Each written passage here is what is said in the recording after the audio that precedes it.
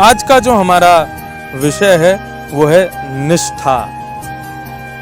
निष्ठा कहिए, आस्था कहिए, दोनों एक ही बात है। और इसको और सुंदर यदि शब्द कहा जाए तो श्रद्धा कह लीजिए। इन तीनों का रूप एक ही है, निष्ठा, आस्था या श्रद्धा। निष्ठा किसमें होनी चाहिए, कैसी होनी चाहिए, उस विषय पर हम लोग आज चर्चा करेंगे। और उसमें माध्यम बनेगा गीता का एक संवाद जो कि कृष्ण अर्जुन के बीच का है। तो बात यहां से शुरू करूंगा कि संसार में प्रत्येक मानव की 3 इच्छाएं होती हैं। पहला, धन कमाना। कई लोग इस बात से एग्री नहीं करेंगे, लेकिन आप यदि वास्तविकता में जाएंगे तो संसार का अधिकतर मानव धन कमाने की इच्छा में अपना दिन रात काम कर रहा है। तो पहली इच्छा क्या है मानव की? किसी भी प्रकार की सिद्धि प्राप्त करना, और सबसे बड़ी सिद्धि संसार में धन प्राप्ति की ही है। और दूसरी प्राप्ति क्या है मानव की? दूसरी इच्छा क्या है? सुख और शांति। कमाए गए धन से सुख भोगना और शांत रहना, शांति प्राप्त करना। और तीसरी इच्छा जो मानव की होती है वो होती है अपना संपूर्ण जीवन सुख शांति के साथ व्यतीत करने के बाद, धन कमाने के बाद परम गति को प्राप्त कर ले। परम गति को कई लोग हो सकता है स्वर्ग समझते हैं, लेकिन हमारे वैदिक भाषा में परम गति का मतलब वैकुंठ है। स्वर्ग जो है आप पुण्य करके गए, भोग करके वापस आ गए, लेकिन वैकुंठ जो है वहां आप जाते हैं, फिर पुनः आपकी आने की जो अवधि है वो समाप्त हो जाती है। अब नहीं आना आपको वापस, अब वहीं रहिए। तो वो है परम गति, वैकुंठ। तो ये 3 शब्द बहुत छोटे हैं, लेकिन देखा जाए तो ये समुद्र से भी ज्यादा गहराई है इनकी। धन कितना भी कमा ले, लेकिन उससे कभी पेट भर नहीं सकता मानव का। सुख शांति, आज उसको सुख मिल रहा है जलेबी खाने में, कल उसको सुख मिल रहा है मालपुआ खाने में, परसों सुख कचौड़ी खाने में, आज सुख मर्सिडीज में बैठने में, कल सुख प्लेन में बैठने में, चार्टर प्लेन में बैठने में। मतलब ये समुद्र के समान है, इनका कोई अता पता नहीं है कि कितने गहरे हैं। अब ये तीनों वस्तु मानव के स्वरूप के अनुसार, उसकी श्रद्धा के अनुसार अलग अलग हो सकती हैं। संतों की अलग होती हैं। धन कमाने की इच्छा, उसके पीछे कोई और बात है। सुख शांति उनके लिए कुछ और है। किसी संसार में रहने वाले व्यक्ति के लिए धन कमाने की इच्छा का प्रयोजन कोई और है, और सुख शांति उसके लिए कोई और रूप धारण करती है। वो सब आप सबके हिसाब से अलग अलग रूप में होंगी, लेकिन ये तीनों कार्य सिद्ध कैसे होंगे, चाहे संत के हों चाहे सामान्य मनुष्य के हों? धन की प्राप्ति, सुख शांति और परम गति। तो इस प्रसंग को हम लोग सुनेंगे गीता के एक संवाद जो कि कृष्ण अर्जुन के बीच में हुआ है। यही प्रश्न जो भी खड़ा है कि तीनों की सिद्धि कैसे हो, यही प्रश्न अर्जुन ने भगवान से किया। भगवान कह रहे हैं, सावधानी से सुनिएगा। यह शास्त्र विधि मृत्युज्य वर्तते कामकारतः न स सिद्धि वमाप्नोति न सुखम न पराम गतिम। भगवान कह रहे हैं, जिस व्यक्ति को अपनी सिद्धि की पूर्ति करनी है, सिद्धि की पूर्ति को आप एक प्रकार से धन आर्जन के रूप में ले लीजिए, क्योंकि अधिकतर लोगों के लिए वही सिद्धि है। सिद्धि की पूर्ति, सुख शांति की पूर्ति और अपने जीवन के अंत में परम गति की इच्छा की पूर्ति, ये तीनों काम तब तक पूरे नहीं होंगे जब तक व्यक्ति शास्त्र की आज्ञा का पालन नहीं करेगा। भगवान ने स्पष्ट गीता में कह दिया, यदि शास्त्र आज्ञा का पालन नहीं कर रहे हो आप, शास्त्र में जैसा जो वर्णन किया गया उसको अनसुना अनदेखा कर देते हैं यदि आप, तो आपकी तीनों सिद्धियां, तीनों इच्छाएं कभी पूरी नहीं हो पाएंगी। पूरी हो भी रही होंगी तो उनमें कोई ना कोई रुकावट आ जाया करेगी, बार बार आपको रोकने का प्रयास करेगी। अब भगवान ने तो कह दिया कि शास्त्र की आज्ञा मानो तो ही काम पूर्ण होंगे। अर्जुन ने तुरंत भगवान की उस बात को पकड़ लिया और अर्जुन हमारा पक्षधर है, हमारी तरफ से बोल रहे हैं। अर्जुन ने तुरंत भगवान से कहा, तो आप कह रहे हैं कि शास्त्र विधि को ना पालन करके जो इन तीनों कामों को करने का प्रयास करेगा उसकी पूर्ति नहीं होगी, उसकी इच्छा की पूर्ति नहीं होगी। भगवान बोले हाँ। अर्जुन कह रहा है ये शास्त्र विधि मुत्सृज्य, मतलब शास्त्र विधि को छोड़ करके, लेकिन यजन्ते श्रद्धयान्विता, शास्त्र विधि नहीं जानता लेकिन उसके अंदर श्रद्धा बहुत है, उसके अंदर आपके प्रति प्रेम बहुत है, उसके अंदर लगन बहुत है। ऐसे व्यक्ति की श्रद्धा को आप क्या कहेंगे कन्हैया? कोई बालक बचपन से उसकी इच्छा है कि मुझे पायलट बनना है, जीवन भर उसने अपना बचपन निकाल दिया स्कूल के किताबों के बीच में। स्कूल से निकला तो पायलट बनने के लिए जो जो नियम उसको पालन करने थे, जैसे जैसे उसको पढ़ाइयां करनी थी, वहां निकल गया जीवन। शास्त्र तो वो देख ही नहीं पाया, शास्त्रों को वो समझ ही नहीं पाया। ऐसे व्यक्ति की श्रद्धा को, लगन को आप क्या कहेंगे प्रभु? ऐसे व्यक्ति की निष्ठा को आप क्या कहेंगे? स्पष्ट लिखा, तेषाम निष्ठा तु का कृष्ण। उन लोगों की निष्ठा को क्या कहोगे आप जो शास्त्र नहीं जानते? कोई व्यक्ति गांव में रहता है, नहीं पता उसको कि वेदों के रूप कितने, पुराणों के प्रकार कितने, उपनिषद कैसे होते हैं, इन सब के बारे में वो नहीं जानता। वो केवल अपनी खेती क्यारी से मतलब रखता है। लेकिन यदि कभी उसको कोई कह दे कि पीपल के नीचे जाके जल चढ़ा दो, वहां नारायण का निवास है, बेचारा आंख बंद करके श्रद्धा के साथ जाके चढ़ा देता है। अब शास्त्र तो वो नहीं जानता लेकिन उसके अंदर श्रद्धा है। ऐसे व्यक्ति की श्रद्धा को आप क्या कहोगे? क्योंकि आपने तो स्पष्ट कह दिया कि बिना शास्त्र के कोई भी कार्य की सिद्धि नहीं हो पाएगी। तो मेरा प्रश्न है, जो लोग शास्त्र नहीं जानते लेकिन श्रद्धा उनके भीतर है, आप उन लोगों को क्या कहेंगे? भगवान मुस्कुराए और मुस्कुरा करके भगवान कहते हैं, बोले कि अर्जुन, मानव स्वयं ही एक श्रद्धामय स्वरूप है। मानव का श्रद्धामयोयम पुरुषो, ये मानव स्वयं ही श्रद्धावान है। उसको जैसा जो बता देता है वो अपनी श्रद्धानुसार वैसा रूप धारण कर लेता है। 3 प्रकार की श्रद्धा होती हैं, सात्विक श्रद्धा, राजस श्रद्धा और तामसिक श्रद्धा।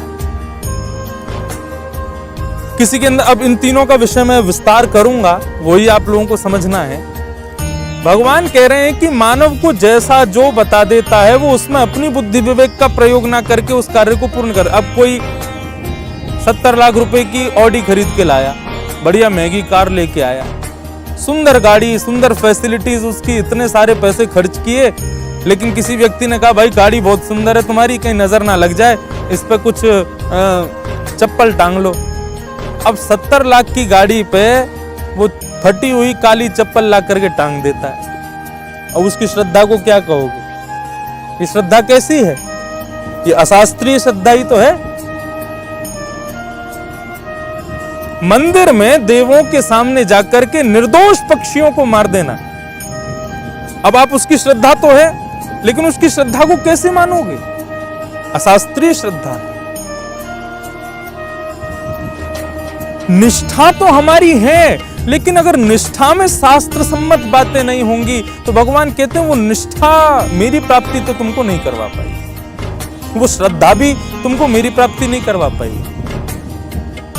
3 प्रकार की श्रद्धा होती हैं, मैंने जैसा बताया, सात्विक श्रद्धा, राजस श्रद्धा और तामसिक श्रद्धा। 3 लोग गए गोवर्धन की परिक्रमा लगाने के लिए, समझ लीजिए इसको। एक ने परिक्रमा लगा करके गिरिराज जी के चरणों में प्रणाम किया और वहां बैठे हुए कई सारे बेचारे भूखे बालकों को, गरीब लोगों को भोजन कराया और गिरिराज जी से प्रार्थना की, हे गिरिराज बाबा ऐसी कृपा कर दो आपके पूरे विश्व में कोई भूखा ना सोवे, सबको अन्न तो मिलना चाहिए। मैं जितना भी परिश्रम करूं उसका फल ये हो कि संसार के प्रत्येक मनुष्य को रात्रि में भोजन मिलना चाहिए। उसने अपनी परिक्रमा के फल में ये मांगा। ये वो कौन हो गया? ये है सात्विक श्रद्धा। अब दूसरे पर आ जाओ, राजस श्रद्धा। राजस श्रद्धा कैसी? परिक्रमा लगाई, सबको भोजन कराया, गरीबों को भोजन कराते समय सेल्फी ले रहे हैं, फोटो खिंचवा रहे हैं और फिर उसको खिंचवा करके अखबार में डलवा रहे हैं और गिरिराज जी से जाके प्रार्थना कर रहे हैं, मेरी बेटी का ब्याह हो जाए, मेरा घर ऐसा हो जाए, मेरा समृद्धि हो जाए, खूब संपन्न हो जाऊं मैं और ऐसे ऐसे काम करूं, प्रभु मेरे पर कृपा करो। ये कौन सी श्रद्धा हो गई? सात्विक तो नहीं है, ये राजस श्रद्धा है। अब आते हैं तीसरे पर, तामसी श्रद्धा। ये कैसी श्रद्धा?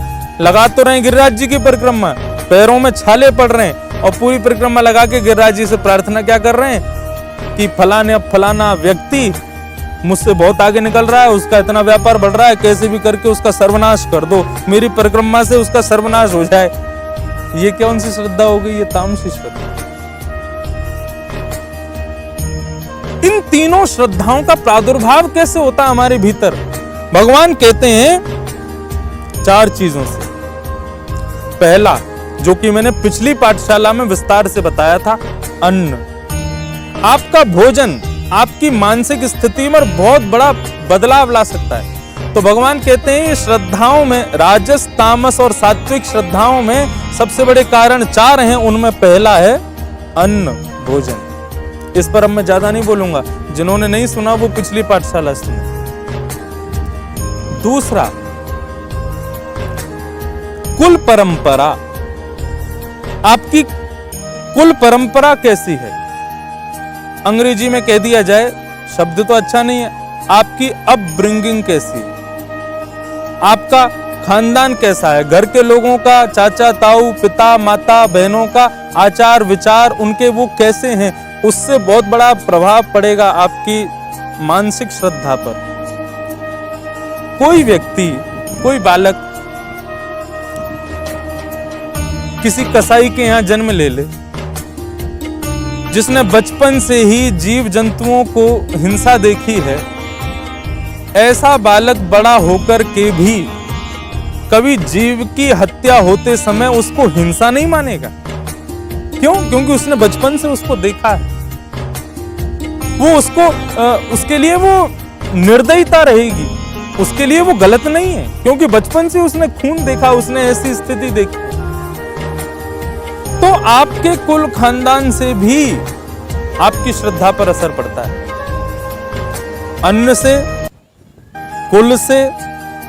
अब आप इसमें ये प्रश्न उठा सकते हैं तो प्रहलाद पर क्यों नहीं पड़ा? बात पूरी सुनिएगा।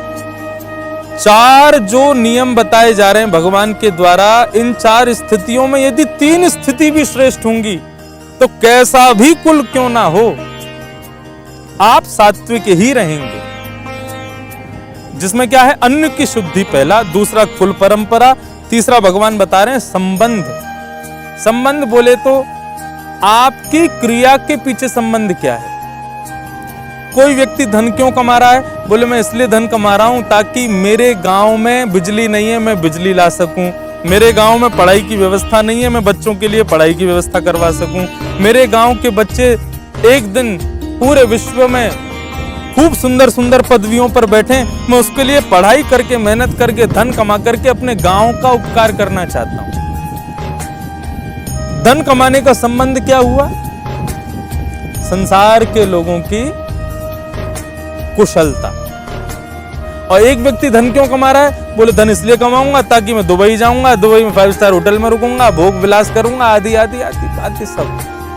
तो आपके कर्म के पीछे संबंध क्या है, उससे भी आपकी श्रद्धा का निर्माण होगा। और चौथी वस्तु श्रद्धा के निर्माण में आती है संसर्ग। संसर्ग यानी कि संगति। आपकी संगति कैसी है? नीच प्रसंग कुलहीन सेवा। खानदान भी अच्छा है, अन्न भी अच्छा खाते हैं, आपके माता पिता आदि एवं आपका भी कार्य के पीछे संबंध भी अच्छा है, आप संसार के कल्याण के लिए कर्म कर रहे हैं। लेकिन कहीं ना कहीं आपका ऐसे व्यक्ति से संगति है जो इन सब के विपरीत है, जो भक्ष खाता है, जो शुद्ध नहीं है, अत्यंत दूषित है। तो उस व्यक्ति की संगति कहीं ना कहीं, किसी ना किसी रूप में आपके भीतर किसी ना किसी दोष को जन्म दे देगी। तो ये 4 चीजें मुख्य रूप से हैं जिनसे आपकी श्रद्धा का निर्माण होता है। पहली वस्तु अन्न, दूसरी वस्तु कुल परंपरा, तीसरी वस्तु संबंध, कार्य का संबंध, कर्म का संबंध, और चौथी वस्तु संसर्ग यानी कि संगति। भगवान कहते हैं ये चारों यदि शुद्ध हो तो उससे श्रद्धा शुद्ध हो जाएगी, सात्विक हो जाएगी, राजस हो जाएगी, तामसी नहीं रहेगी। लेकिन फिर पुनः भगवान कहते हैं कि अर्जुन, केवल श्रद्धा से मेरी प्राप्ति नहीं हो पाएगी, क्योंकि अशास्त्रीयता को भी अश्रद्धा कहा गया है। शास्त्रों की बातों को ना मानना, शास्त्रीय बातों पर ना चलना भी एक प्रकार से अश्रद्धा है। तुम किसी को श्रद्धावान मानते हो लेकिन उसमें शास्त्रीय बातें नहीं हैं, तो ऐसे व्यक्ति की श्रद्धा ही अश्रद्धा बन जाएगी। अश्रद्धा का ही पर्यायवाची समझ लीजिए अशास्त्रीय। भगवान ने श्रीमद् भागवत में एक बात कही है, अर्जुन, संसार में प्रत्येक व्यक्ति की आंखों के कुछ प्रियतम होते हैं। प्रियतम मतलब जिनको आंखें बहुत चाहती हैं, जिनको देख करके आंखें विपरीत परिस्थिति में भी प्रसन्न हो जाती हैं। जैसे कि काले काले बादल, रिमझिम बारिश, मेरी आंखों के लिए ये प्रियतम है। मैं कैसी भी स्थिति में हूं, मैं कितना भी कष्ट में दुखी क्यों ना हूं, यदि मुझे जंगले से दिख जाए कि काले बादल हैं, घटाएं हैं, बारिश हो रही है, तो उसको देख करके मैं प्रसन्न हो जाऊंगा। कई लोगों की आंख के प्रियतम हरियाली होती है, कई लोगों के आंखों के प्रियतम पहाड़ होते हैं, कई लोगों के आंखों के प्रियतम समुद्र होते हैं, नदियां होती हैं, कई लोगों के आंखों के प्रियतम बड़ी बड़ी ब्यूरीज, बड़ी बड़ी बिल्डिंग्स होती हैं, गाड़ियां होती हैं, आदि आदि सब होती हैं। भगवान कह रहे हैं मेरी आंखों का प्रियतम कौन है? श्रीमद् भागवत में भगवान कह रहे हैं ज्ञानी प्रियतम। मेरा प्रियतम कौन है? बोले ज्ञानी। भक्त तो है, प्रेमी तो है, लेकिन थोड़ा सा शास्त्रीय भी है। शास्त्र बंधुओं कोई लेखनी नहीं है, वेदव्यास की लेखनी है, तुलसीदास जी की लेखनी है और वाल्मीकि जी की लेखनी है। आप केवल उन लोगों को मत रखिए, शास्त्र स्वयं ब्रह्म है, स्वयं कृष्ण है। भगवान कहते हैं कि जो मेरे शास्त्रों के द्वारा मुझको प्रेम करता है, मुझे वो अत्यंत प्रिय है, क्योंकि मुझे पता है उसके अंदर फिर कभी कोई दोष नहीं आएगा मेरे प्रति। इसलिए शास्त्रों को मानिए। आज मैंने पद गाया पाठशाला में प्रारंभ में, मेरो मन गिरधर छवि पे अटक्यो। इस पद के पीछे की कहानी भी कुछ शास्त्रीयता दिखाती है। एक वैश्या जो कि अपने सुंदर कंठ और सुंदर स्वरूप से संसार के लोगों को प्रसन्न करती थी, लेकिन जब कृष्णदास जी ने उसके सुंदर स्वरों को सुना, उसके सुंदर स्वरूप को देखा, तो कृष्णदास जी के मन में यह भाव उत्पन्न हुआ कि सुंदर कंठ और सुंदर स्वरूप से संसार को ना रिझा करके भगवान को रिझाया जाए, अपने सुंदर गुण से भगवान को रिझाया जाए। वही तो भक्ति है। उनके मन में शास्त्रीयता आ गई कि अपनी किसी भी सुंदर वस्तु से भगवान को रिझाया जाए। कृष्णदास जी ने मन में विचार किया कि संसार को रिझाने वाली यदि अपने इन सद्गुणों का उपयोग भगवान को रिझाने में करे तो कितना अच्छा हो। वैश्या के पास गए, जाकर के कहा कि हमारे एक सेठ जी हैं, उनके सामने नृत्य करोगी, गाओगी? और 100 रुपया उसको पहले ही पकड़ा दिया। वैश्या ने सोचा कि जब सेठ का सेवक इतने पैसे वाला है तो सेठ कितना पैसे वाला होगा। वैश्या ने हामी भर दी और कृष्णदास जी उसको अपने संग लेकर के गोवर्धन आ गए। श्रीनाथ जी अपनी त्रिभंग लली धारण करके खड़े हुए थे, कपाट बंद थे। वैश्या को नहीं पता था कि कोई सेठ नहीं, साक्षात ईश्वर, साक्षात कृष्ण मेरे सामने आएंगे। वो तो यही सोच रही थी कोई सेठ होंगे जो जैसा इन्होंने मुझे बताया। अपने रूप का गुमान, अपने कंठ का गुमान, अपने सुंदर स्वरों का गुमान कर रही थी खड़े खड़े। लेकिन जैसे ही गोसाई जी ने दर्शन के लिए कपाट खोले और सामने उसने सेठ की जगह साक्षात योगेश्वर कृष्ण को त्रिभंग लली स्वरूप में देखा, तब उसके हृदय का ये भाव कृष्णदास जी ने गाया, मेरो मन गिरधर छवि पे अटका। आज तक पूरी दुनिया को मैंने रिझाने का प्रयास किया, लेकिन मुझे आज समझ में आया मेरे सद्गुण से रीझने वाला तो आज मुझको मिला है। कृष्णदास किए प्राण न्योछावर, यह तन जग सिर पटक्यो। वैश्या ने मन में विचार किया कि इस तन से मैंने दुनिया को रिझाया, अब इससे भगवान को कैसे रिझाऊंगी।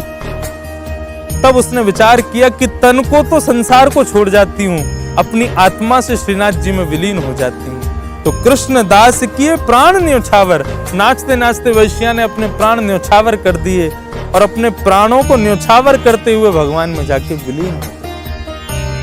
तो बंधुओं, आज का पाठ केवल इसी विषय को लेकर के था कि हमारी श्रद्धा, हमारी आस्था, हमारी निष्ठा किस में हो?